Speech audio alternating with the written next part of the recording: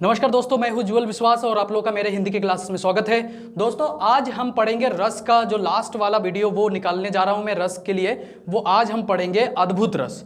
तो अगर आपने जितने वीडियोज नहीं देखे हैं उसको देख लीजिए। ये वीडियो आपको बहुत ही आसान तरीके से समझ में आ जाएगा। तो आज का रस क्या है? अद्भुत रस। ये अद्भुत रस जो है ये 9वें नंबर का रस है। इसको मैं बता रहा हूं जहां किसी अलौकिक, अद्भुत व आश्चर्यजनक वस्तु को देखकर पढ़कर हृदय में जो भाव उत्पन्न होता है उसे अद्भुत रस कहते हैं। ठीक है, मतलब कोई भी चीज, कोई व्यक्ति, वस्तु, स्थान या किसी चीज को हम देखते हैं, उसमें कोई आश्चर्यजनक चीज है या पढ़ते समय आश्चर्यजनक कोई चीज पढ़ रहे हैं, तो उसको पढ़ने के बाद हमारे मन में होने वाली जो अनुभूति है, जो भाव है, उस भाव को हम अद्भुत रस कहते हैं। ठीक है, आश्चर्यचकित होते हैं लोग किसी ऐसी चीज को देखकर जो वो एक्सपेक्ट नहीं करता कि ये चीज होने वाला है, तो वो देखकर वो आश्चर्यचकित हो जाता है। तो वो कौन सा रस है? अद्भुत रस। ठीक, जैसे बिनु पद चले सुने बिनु काना, कर बिनु कर्म करे विधि नाना। ठीक है, आनंद रहित सकल रस भोगी, बिनु बानी बक्ता बड़ जोगी। ठीक, इस पंक्ति को पढ़कर आश्चर्य का भाव हमारे मन में उत्पन्न होता है। कैसे? क्योंकि बिना पैरों के चलते कैसे है, और बिना कान के कैसे सुन सकता है, और बिना काम किए वो सब कर्म कैसे करता है, और सारे काम मतलब दुनिया के जितने काम है वो कर लेता है। विधि नाना, जितना काम है सब वो कर रहा है बिना किसी कर्म के, मतलब कर्म के बिना। आनंद रहित सकल रस भोगी, मुख नहीं है फिर भी सारा रस वो अकेले भोगते हैं। ठीक, बिनु वाणी बगता बड़ जोगी, और उनकी जो है क्या है, वाणी नहीं है, मुख नहीं है, और वो बहुत ही अच्छा बकता है। सुनो, इसको पढ़ने के बाद हमारे मन में आश्चर्य जाग गया है कि ऐसे आखिर कैसे हो सकता है। कैसे हो सकता है? ये संभव है। कौन कर सकता है? परमात्मा। उनके हाथ पैर हमें दिखाई नहीं देते लेकिन वो सब कुछ कर रहा है। उनकी आंखें हमें दिखाई नहीं देती लेकिन वो हमें देख रहा है। तो ये सब क्या है? आश्चर्य करने वाला काव्य है। इसको पढ़ने के बाद हमारे मन में क्या जाग रही है? अद्भुत रस। ठीक है, तो इसको अद्भुत रस कहते हैं। तो अब हम नेक्स्ट पढ़ेंगे वात्सल्य रस। तो अब है वात्सल्य रस। वात्सल्य रस किसे कहते हैं?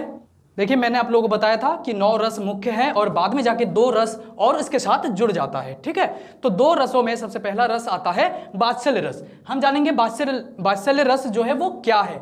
जहां किसी बच्चे या अपने से छोटे के प्रति ममता व स्नेह भाव उत्पन्न होता हो तो वह वात्सल्य रस कहलाता है। ठीक, मैंने बताया था वात्सल्य रस के जो प्रमुख कवि है वो कौन है? सूरदास है। उनके आगे जितने भी कवि आए और जितनी रचनाएं उन लोगों ने लिखा वो सब झूठी प्रतीत होती है। वैसे ये स्टेटमेंट आचार्य रामचंद्र शुक्ल का है। उन्होंने कहा कि सूरदास के बाद जितनी भी आए और गए वो सब सूर के झूठी सी मालूम होती है। तो ये क्या है? वात्सल्य रस किसे कहते हैं? मैंने बताया, बच्चा, छोटा बच्चा हो, अपने से छोटा है कोई, उसके प्रति हमारे भीतर एक स्नेह भाव जाग जाता है।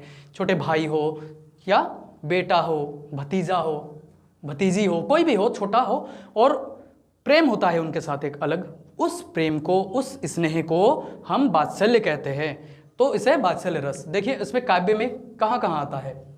सूरदास की लिखी हुई एक पंक्ति है, मैया कभी ही बढ़ेगी चोटी, कित बार मैंने दूध पियत भय, है अजहू यहाँ छोटी।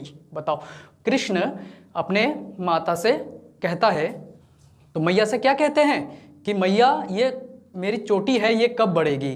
देखिए आपने कहा कि दूध पी ले, मैंने पी लिया, अभी भी छोटी है। दाव के तो बड़े हो गए, हमारे अभी छोटे हैं। तो बच्चे के जो अंदर जो भाव है, प्रेम है, ये माता पिता जो है उनसे प्रेम करते हैं, फिर उनको गले लग जाते हैं यशोदा मैया।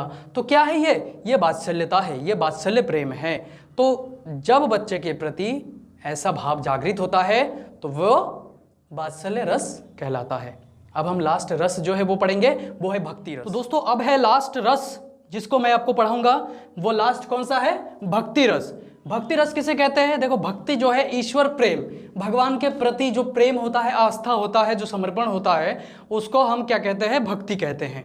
ठीक है, इसकी परिभाषा क्या है? जहां ईश्वर के प्रति प्रेम, समर्पण, भक्ति भावना आदि उत्पन्न हो वह भक्ति रस होता है। ठीक है, जहाँ भक्ति भावना हो, प्रेम हो भगवान के प्रति, वो भक्ति कहलाता है। ठीक है, तो भगवान के राह पे चलने वाले हमेशा उनके ही गुणगान गाते रहते हैं, तो वो उसको भक्ति कहते हैं। ठीक है, ज्ञान, वैराग्य, फिर भक्ति आता है, तो वो भक्ति रस के अंदर आता है।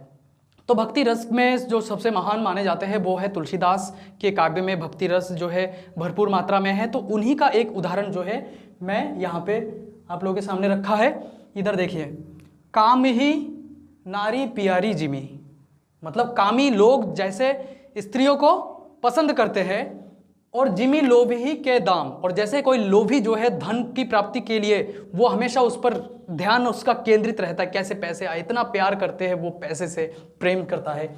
तो तुलसीदास क्या कह रहे हैं, तिमी रघुनाथ निरंतर, वैसे ही रघुनाथ सदैव प्रिय लागी ही मोहि राम, इतना ही प्रिय मुझे राम जी लगते हैं। मतलब तुलसीदास की भक्ति भावना देखो कि जिस तरीके से लोग एक लक्ष्य के प्रति भागते हैं। तुलसीदास के प्रति कोई दूसरा लक्ष्य नहीं है, उनके पास भी एक ही लक्ष्य है, पर सबके पास अलग अलग लक्ष्य होता है।